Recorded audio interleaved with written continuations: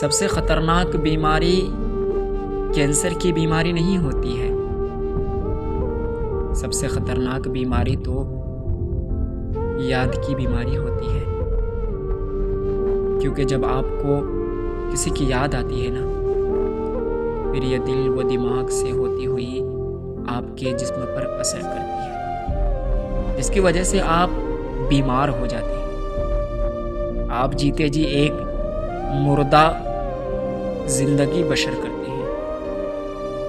और आप जानते हैं कि कैंसर की बीमारी में तो अक्सर इंसान मर जाता है, लेकिन याद की बीमारी ऐसी बीमारी है ना, जिसमें इंसान चाहकर भी मर नहीं सकता है और उसे उसी यादों के सहारे जीना पड़ता है। बहुत घुटन होती है, बहुत तकलीफ़ें होती है, अज़ियतें होती है, लेकिन फिर भी हम घुट घुट करके उन्हीं यादों के सहारे जीते हैं। ये याद की बीमारी बहुत ही ख़तरनाक होती है।